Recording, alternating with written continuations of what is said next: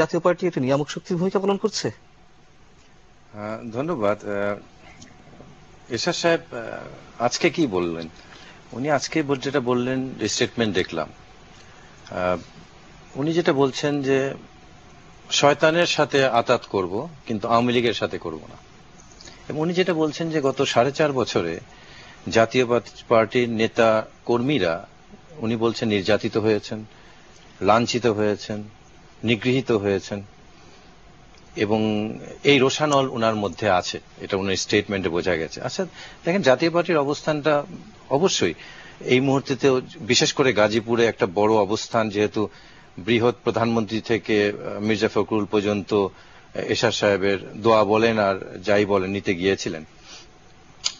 জাতীয় পার্টিটা, বিশেষ করে এরশাদ সাহেবটা অবস্থানটা এখন রাজনীতিতে আপনি যেভাবেই দেখেন না কেন, এটা হচ্ছে ধরেন অনেকটা প্রজাপতির মতো। কারণ প্রজাপতি কিন্তু বিবর্তিত একটা প্রাণী, এটা কিন্তু বিবর্তন হয়েছে। প্রজাপতি প্রথম কিন্তু প্রজাপতি থাকে না, প্রজাপতির বিবর্তনটা হয় প্রথম, সে থাকে শুঁয়োপোকা নামে। এই শুঁয়োপোকাটা একসময় পরিবর্তিত হয়ে প্রজাপতি হয়। এরশাদ সাহেব এখন রাজনীতির প্রজাপতি। শুঁয়োপোকা দেখলে কিন্তু মানুষ ভয় পায়, অনেকে ঘৃণা করে, এবং অনেকে তাকে মারার জন্য কিভাবে ধ্বংস করবে এবং তার থেকে মুক্তি পাবে এই চিন্তা করে। আর যখন সে প্রজাপতি হয়ে যায়, তখন প্রজাপতি দুটা পক্ষ হয় এবং দুই পক্ষ ছাড়া বিয়ে হয় না। এবং অনেকে বিশ্বাস করেন যে প্রজাপতি দেখলে বিয়ে হয়, এবং সবাই তার বাগানে প্রজাপতি চান, এবং প্রজাপতির পেছনেই কিন্তু মানুষ ছোটে। আমাদের রাজনীতিতে এরশাদ সাহেব হয়ে গেছেন রাজনৈতিক প্রজাপতি। এখন যাকে একসময় স্বৈরাচার বলতো, এবং যাকে 23 বছর আগে এই দুটি দলই তো একসাথে তাদেরকে জাতীয় পার্টি, শুধু তাই না, মানে তাদেরকে কিছুদিন আগ পর্যন্ত তাকে বিভিন্ন ভাবে তার চরিত্রহানি থেকে শুরু করে এরাই তো বলেছে যারা আজকে দোয়া নিতে গেছে। আজকে গাজীপুরে উনি এত কেন প্রাধান্য পেল?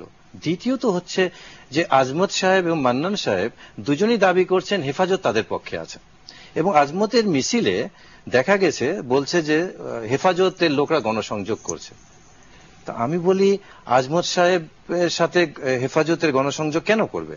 হেফাজত তো রাজাকার, সৈয়দ আশরাফ সাহেব বলেছেন। উনারা তো মুক্তিযুদ্ধের বিরোধী, উনারা তো স্বাধীনতার পক্ষের বিপক্ষ শক্তি, ওনারা ধর্ম ব্যবসায়ী। তো আওয়ামী লীগ কেন তার পেছনে ঘুরবে? দুই দল কেন তার পেছনে ঘুরবে? আবার আরেকটা বিষয় হচ্ছে যে দুই দল হেফাজতের ভোট চাওয়ার জন্য, সমর্থন চাওয়ার জন্য দৌড়ঝাঁপ কেন করছে? শাহবাগীদের পেছনে কেউ যায় না কেন?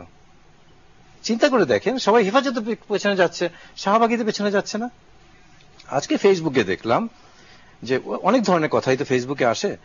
সাবধান করে দেওয়া হচ্ছে যে সরকারি দলের লোকরা 2000 পাঞ্জাবি নাকি কিনেছে, আপনি হয়তো দেখেছেন গাজীপুরে, যে এই পাঞ্জাবি পরিয়ে পরিয়ে হেফাজত দেখিয়ে তারা বলবে সরকার যে হেফাজত আমাদের সাথে আছে। তো আমার কাছে মনে হলো এটা দেখলে তো আর হবে না, এই পাঞ্জাবিতে লাল রং লাগাতে হবে, রং লাগিয়ে বলবে যে না, এটা আসল হেফাজতি, তাদের গায়ে রং লাগানো আছে। এই কথা সূত্রে আমি একটু আবু সাইদ খানের কাছে প্রশ্ন রাখতে চাই। সেটা হচ্ছে যে আপনার কাছে প্রশ্নটা আমার এই মুহূর্তে অন্য রকম ছিল, বাট ডক্টর তুহিন মালিক